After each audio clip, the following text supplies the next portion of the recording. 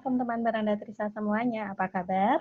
Teman Beranda Trisa, pada episode kali ini saya kedatangan seorang narasumber yang masih muda, energik, dan sedang merintis bisnisnya melalui jalur ekspor. Apa komoditas bisnis yang diekspor oleh narasumber berikut? Yuk kita dengerin bagaimana keputusannya untuk kemudian menjual komoditasnya melalui jalur ekspor dan kemudian apa saja tantangan-tantangan yang dihadapi. Kita sapa narasumber berikut, Mas Fairuz. Assalamualaikum Mas Fairuz. Waalaikumsalam Bu Siwi. Alhamdulillah. Saya selalu bersyukur melihat Mas Fairuz setelah lulus sepertinya bisnisnya meroket saja. Amin. Mudah-mudahan. Ya, saya juga yang kedua selalu bangga pada Mas Fairuz yang kemudian punya moto melawan kemustahilan. Sudah tersebar kemana-mana sepertinya ini. Ya, betul. Baik, Mas Fairuz, sesuai dengan dari tema pada episode Beranda Trisa kali ini. Oh iya, sebelumnya saya menyampaikan terima kasih sudah mau sharing di Beranda Trisa. Tentunya ini juga akan sangat bermanfaat bagi adik-adik yang mendengarkan begitu. Topik yang akan dibahas adalah tentang merintis bisnis melalui ekspor. Nah, Mas Fairuz boleh dong sekarang di bagian yang pertama ini menjelaskan tentang bisnisnya dari Markas Walet itu apa, lalu kemudian sudah berapa lama dan sebagainya. Monggo silakan Mas Fairuz. Ya. Ini perkenalkan saya Fairuz, saya alumni dari angkatan 2014, jurusannya matematika. Sekarang ini kebetulan lagi ada di tempatnya Markas Walet atau tempat produksi kita. Jadi kalau saya jelaskan secara singkat, Markas Walet ini merupakan sebuah startup ya, startup yang bergerak dalam bidang pengolahan sarang burung walet. Kita berusaha untuk masuk dari sektor hulu hingga hilir, dari sektor budidaya hingga pengolahan, dan nantinya akan kita ekspor ke luar. Jadi kalau teman-teman tahu sarang burung walet ini memang merupakan komoditas, salah satu komoditas yang menyumbang pemasukan negara paling banyak juga ya. Jadi memang sepertinya memang peluangnya sangat besar di sini dan Markas Walet mempunyai visi yakni menjadi pemimpin dan pelopor industri sarang burung walet yang ada di dunia kayak gitu. Itu sekilas terkait dengan bisnis dari Markas Walet. Selain itu kita juga ada kegiatan seperti workshop pembinaan untuk para petani walet yang ada di luar pulau. Kita mengajarkan terkait dengan budidaya sarang burung walet yang baik dan benar agar kualitas serta kuantitas produksi rumah burung walet bisa mengalami peningkatan. Karena kita melihat adanya kekosongan para akademisi yang turun langsung pada sektor budidaya di lapangan seperti itu. Kita berusaha mengkombinasikan itu tadi dan menjadikannya sebuah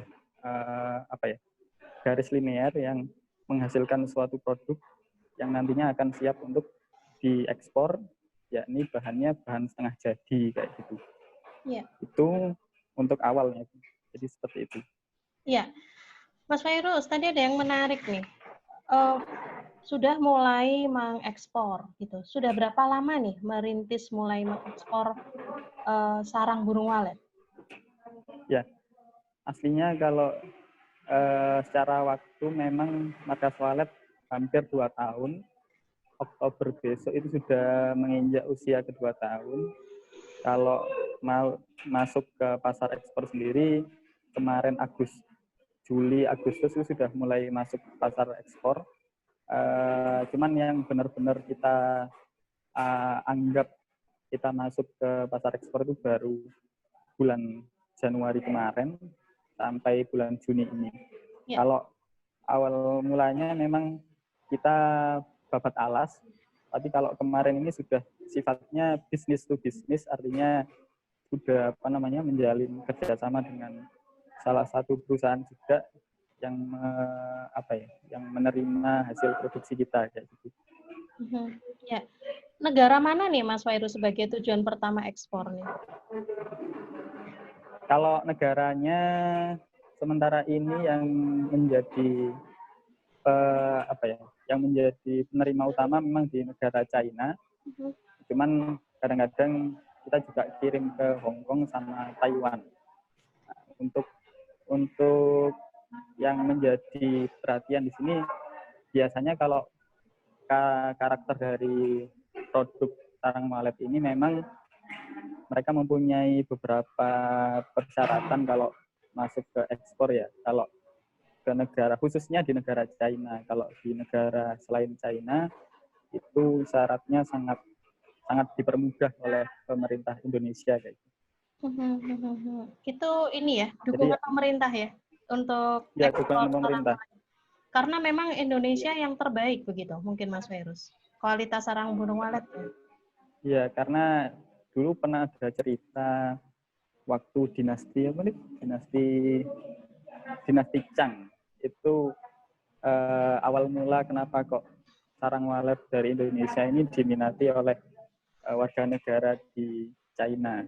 Jadi waktu itu ada segelintir tentara kerajaan yang berlayar, terus mereka ini terjebak, habis itu juga mereka kelaparan, kemudian ada salah satu awak prajurit ini mencari salah satu sumber daya makanan, kebetulan posisinya di daerah Kalimantan. Jadi di sana ternyata dia mengambil sarang walet ini di daerah pinggiran pantai, tebing-tebing gitu ya.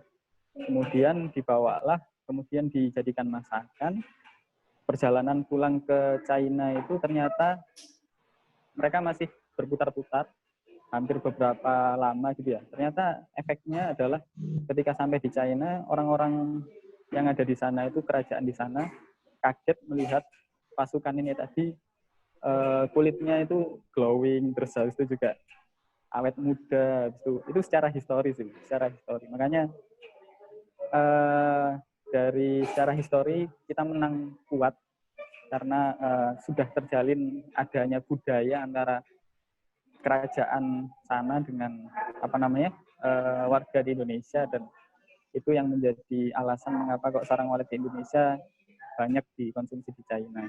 Kemudian secara geografis pun atau secara lokasi, memang sarang walet ini banyak diproduksi di daerah yang tropis atau di dekat daerah Khatulistiwa, dan ini merupakan kekuatan utama juga karena dibandingkan dengan aslinya Malaysia itu juga produksi, kemudian Thailand pun juga bisa produksi, cuman karena selain secara geografis, secara histori juga, akhirnya sarang walet dari Indonesia ini, kalau data dari Badan Balai Karantina Pertanian itu sudah memenuhi pasar di China sekitar 80%. Jadi memang kita bayangkan populasi orang China sebegitu banyak dan kita menguasai pasar 80%. Jadi kayak gitu. Ya, ternyata sarang burung walet Indonesia itu untuk pasar Cina dia memiliki keunggulan absolut gitu berarti ya Mas Fairuz ya? Iya. Karena kita didukung oleh sumber daya alam yang kemudian di wilayah Cina sendiri itu nggak ada, nggak dilewatin garis Khatulistiwa gitu ya? Iya. Betul. Jadi memang kalau sarang burung walet berarti memang harus dalam kondisi dia bisa berkualitas itu ketika di daerah tropis begitu ya? Iya. Ya, Mas Fairuz, ini tadi ada yang kedua yang menarik adalah pasar burung walet di Cina itu di Indonesia 80%. Dari Indonesia ya? Dari Indonesia. Dari Indonesia. Nah, bagaimana nih Mas Fairuz itu yakin sebagai pemain baru untuk masuk ke pasar Cina? Ya, memang ini saya sering sebut sebagai temanya melawan kemustahilan, kalau Bu Siwi tadi pernah menyebutkan di awal tadi ya. Jadi karena saya melihat yang pertama populasi manusia di China pun masih sangat banyak dan mungkin itu akan bertahan sampai beberapa abad kemudian.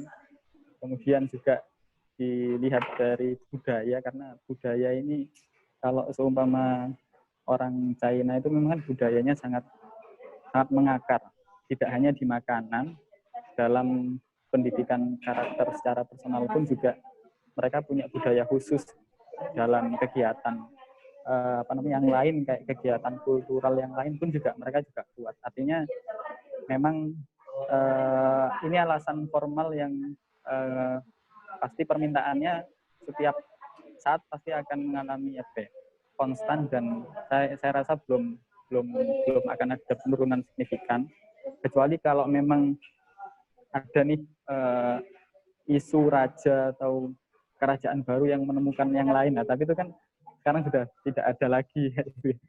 Terus itu yang pertama sih. Yang kedua juga kita melihat kalau di sisi peluangnya kita memang pemain baru dan di sektor produksi atau di hulunya, di bagian rumah burung walet, ini masih ada beberapa hal yang sifatnya masih tradisional, dan kita sebagai para akademisi ini sepertinya masih bisa melakukan upgrade ini dalam hal supaya kualitasnya bisa lebih bagus kan. Karena nanti ada jenis karakteristiknya, ada yang warnanya kuning, ada yang putih, ada yang abu-abu. Nah, itu ternyata faktor-faktor ini belum sampai ke tahap ke tahap research development. Nah, ini makanya kita berusaha masuk untuk ya pelan-pelan, walaupun memang belum sampai ke arah R&D ya, tapi kita sudah punya beberapa literatur yang sekiranya nanti kalau memang sudah waktunya kita akan siap ke arah sana kayak gitu. Jadi selain itu juga yang ketiga, dari kita pemain baru ini melihat memang ini kebanyakan para pemain lama itu mewariskan kalau legasinya, kalau bahasa istilahnya legasinya ini dari keluarga ke keluarga. Artinya orang kaya yang secara keluarganya sudah dari dulu bisnisnya sarang walet, diturunkan ke anaknya, terus diturunkan lagi kayak gitu ya. Tapi saya yakin memang kita kan, tim kami juga istilahnya benar-benar babat alas, dan kita berusaha untuk bukan merebut sih, juga mendapatkan legasi yang sama, bahkan yang bisa jauh lebih besar dari mereka. Karena mungkin sampai sekarang sih yang jadi perencanaan kita juga adalah kan pemanfaatan sarang walet ini bagus untuk kulit, bagus untuk manfaatnya buat wanita itu sangat besar banget. Kita melihat kan sementara ini orang Indonesia kalau ekspor ini masih bahan setengah jadi atau bahan yang harus dimasak dulu lah. Nah, ini kita punya cita-cita ya, karena kita pemain baru ya, kita berharap kita punya satu brand yang bertema skincare mungkin ya, yang nanti akan kita rilis ke pasar yang lebih luas lagi, atau pasar dunia ini tadi. Ya, ini dengan bahan bakunya memang kita sudah siap karena kita sudah pegang sektor hulunya. Jadi benar-benar kita mempersiapkan dari A sampai Z ini tadi supaya menjadi rantai yang benar-benar kita kendalikan kayak gitu. Dan kemudian nanti serapannya juga semakin banyak ya Mas Fairuz. Serapan tenaga kerja juga akan semakin banyak. Oke, Mas Fairuz, berarti untuk sementara ini, untuk kemudian bahan baku dari waletnya, artinya mendapatkannya itu di Indonesia dari daerah mana aja tuh Mas Fairuz? Hampir setiap pulau ada. Kalimantan, Sulawesi, Bali, NTB, Jawa pun ada. Sumatera juga ada. Dan itu menjadi mitranya Mas Fairuz? Iya. Mereka kita jalin mitra melalui ini kegiatan pelatihan workshop yang kita adakan di beberapa kota. Kemarin alhamdulillah kita sudah mengadakan di daerah Makassar, Lombok, sama Balikpapan. Itu juga untuk menjamin ketersediaannya nanti ya, kontinuitasnya juga nanti. Kontinuitasnya, iya. Ya, oke. Nah, sekarang agak melenceng dikit nih ya. Sarjana ilmu matematika.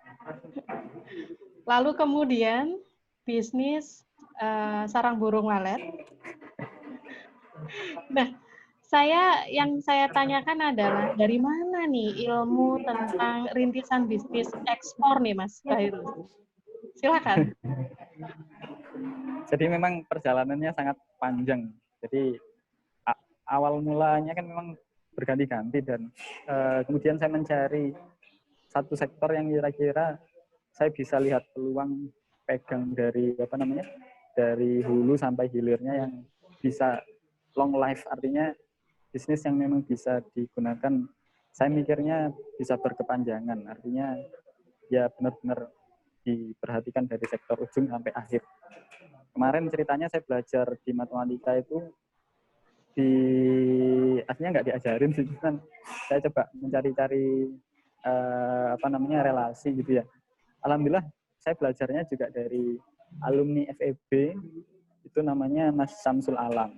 Mas Samsul Alam ini pakar SEO atau Search Engine Optimizing di Google. Kemudian beliau juga pernah megang Webometrics-nya UNER supaya peringkat BCU-nya UNER bisa meningkat. Nah, itu saya belajar dari Mas Alam terkait SEO ini tadi. Terus saya punya sahabat juga, Bu. Sahabat dari SMA yang tinggal satu pesantren yang abahnya itu bisnisnya sarang walet. Nah, terus saya melihat orang cari sarang walet di pasar nggak bisa nemu. Kalau nyari di hypermart mungkin juga nggak akan nemu juga. Orang pasti akan cari sarang walet di mesin pencari atau di Google kayak gitu kan. Sementara ini kan mereka pasti butuh akses menemukan informasi secara cepat. Nah, kemudian saya coba koneksikan, artinya melihat peluang itu tadi dari tekniknya SEO ini tadi, bagaimana website kita bisa berada di urutan teratas Google. Dan alhamdulillah awal bulan Oktober itu kita diskusi sama Mas Samsul Alam. Sepertinya memang kalau di mesin pencari sarang walet ini bisa sangat mudah diangkat untuk posisi peringkat di urutan teratas. Dari sana akhirnya kita kerjakan, kita buat beberapa website ya. Jadi kita rilis, terus kita ads-kan juga di Google Ads juga, terus di Facebook Ads juga. Jadi ternyata memang sesuai dengan perkiraan awal ya. Ternyata banyak sekali orang yang masuk ke website kita dan mulai ada cold calling ya, atau panggilan panggilan awal gitu, tanya-tanya. Terus ada juga petani walet yang nawarin barangnya, Mas mau jual sarang walet nih, bisa nggak terima. Terus ada lagi pembeli yang kadang-kadang juga orang istilahnya kayak turis dari China masuk ke Indonesia, terus ada asisten turisnya juga yang nggak tahu di mana carinya, ya nyarinya ke Google lagi. Terus habis itu akhirnya website kita lah yang dijadikan rujukan. Selain itu kita juga melakukan pemasaran di Google Ads ini, kita segmentasikan ke negara-negara trading ya, kayak Singapura, Hong Kong, Brunei, sama Malaysia. Dan memang akhirnya dari sana juga banyak nomor-nomor masuk yang dari negara trading. Karena memang kan sementara ini kalau dulu kita nganggap menembus pasar China ini benar-benar sulit, kita hanya bisa nembus ke pasar yang trading. Jadi kayak dia yang akan menjualkan ke China-nya kayak gitu. Dari sana pelan-pelan memang dibukakan jalan ya. Pertama kali memang kita mainnya di bahan mentah karena telepon yang masuk ini banyak dari petani walet. Dari petani walet ini mereka sudah panen terus bingung mau jual kemana lah. Itu akhirnya masih ya kita kasarannya masih connection atau broker atau maklaran pertama, terus dari sana dapat relasi-relasi baru, dibantu dari sahabat saya juga, kita diajari karakteristik dan lain sebagainya. Dan alhamdulillah tahun lalu dapat order pertama sampai 100 kilo, jadi kayak benar-benar semakin dibukakan jalannya. Dan saya melihat kemarin pertengahan dan aslinya tahun lalu saya awal Februari itu saya sudah kepikiran buat minuman sarang walet. Nah ternyata di Oktober kemarin itu karena kita memang belum bisa pengolahannya sehigienis yang produknya real food. Jadi real food yang lagi ngetren itu kan dia kan minuman sarang walet baru rilis Oktober kemarin mereka. Jadi ya saya di sini memang kemarin ya yang namanya ide itu kalau memang nggak segera eksekusi dilaksanakan ya iya kayaknya akan diambil orang lain terus mereka yang akan mengambil, apalagi mereka juga salah satu salah satu pendahulu yang sangat besar di Bojonegoro tepatnya. Kalau orang walet itu kenal lah siapa dia yang punya real food ini. Dia yang punya GoFund di Bojonegoro, orang paling kaya di Bojonegoro dia. Jadi memang dari sana akhirnya kebuka jalannya dan alhamdulillah sekarang bisa semakin melangkah ke depan. Alhamdulillah sekarang sudah ada sekitar 30-an karyawan, terus juga kita bisa produksi sekitar 30 kilo setiap bulannya. Jadi kita coba pelan-pelan membangun ini tadi. Memang tidak linear sih antara matematika dan sarang burung walet. Tapi kemudian ketelitiannya itu yang mungkin memang diperlukan untuk tahap rintisan ya Mas Fairuz. Jadi memang nggak harus linear, tetapi kemudian dari apa yang dipelajari itu pasti akan membawa, apa yang dipelajari ketika kuliah pasti akan membawa pada, wah ini gambarnya sedang proses produksi sarang burung walet ya ini Mas? Ini pegawai-pegawainya. Oh iya. 30 orang ya Mas? Ya, ada yang di bagian sini, ada yang di bawah juga. Oh, baik. Mbak Us. Ya. Hebat ini sekali prosesnya ya, 2 tahun nih ya, sekarang sudah prosesnya seperti ini. Ini cabut sarang waletnya kayak gini. Ya. Ini nanti diekspornya dalam bentuk kering gitu, Mas? Iya, ini contohnya yang sudah jadi. Oh, oke. Kayak kerupuk yang. Ya. Oke, Mas Fairuz, untuk belajar teknik produksinya ini dulu siapa yang menjadi mentornya Mas Fairuz nih? Itu belajarnya ini alhamdulillah jadi sekitar tahun lalu juga sih saya dipertemukan sama salah satu teman juga. Jadi kayak orangnya itu sudah lama di bidang sarang walet di pengolahan, cuman bosnya dia itu sedang beralih bisnis. Nah, dari sana dia kenal dengan tim kita, terus kita coba masuk secara perlahan, terus intinya kita menyamakan visi ke orang ini tadi, karena kebetulan dia juga mandor di salah satu tempat yang tadi bosnya beralih bisnisnya tadi. Terus perlahan kita belajar dari mbaknya ini tadi, terus kita juga memberikan peluang ke mbaknya buat mengadakan seminar pelatihan sisi walet. Itu yang kemarin bulan Februari kita adakan, Februari sampai Juni ini kita adakan beberapa kali di kota-kota itu tadi. Nah, dari sana akhirnya belajar proses produksinya dari mbak ini tadi.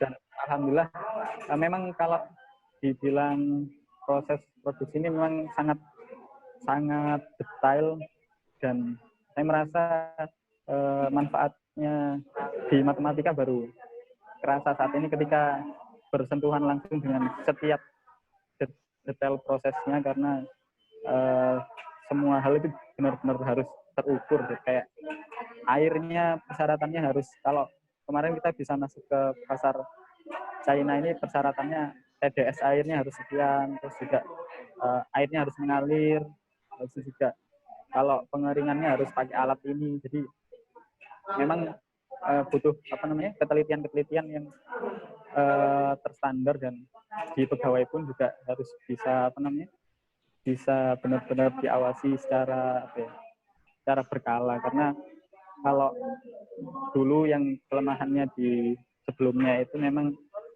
kalau produksi ya nggak pernah ada pengawasan yang ketat. Akhirnya orang yang kerja itu kayak ya asal kerja ya wis lah, kita nyabut bulu walet, kita digaji ya selesai. Nah ini kita berusaha membuat apa namanya kekeluargaan di sini ya, belajar dari BEM dan organisasi di kampus itu akhirnya kita nggak terlalu di sini kita merasa dengan pegawai itu nggak ada gap yang sangat tinggi, enggak. Jadi kita berusaha untuk menyamakan gap tapi masih sesuai alur koordinasinya atau alur instruktisnya pun masih ada kayak gitu. Ya. Oke, Mas Fairuz, sebelum kita akhiri nih saya pengen mendengarkan nih. Hambatannya untuk ngerintis ekspor itu apa aja sih Mas di tahap rintisan ini? Adakah hambatan itu dari munculnya adalah dari negara penerima atau hambatan munculnya adalah kalau tadi pemerintah sudah memberikan satu peluang, apakah mungkin ada hambatan pula yang munculnya dari pemerintah kayak gitu? Apa aja tuh Mas? Memang hambatan yang ini ya, ini tadi sistem yang terstandar ini butuh proses yang panjang. Jadi mungkin kita masih memang secara standar kita sudah bisa dibilang sesuai dengan apa yang mereka mau.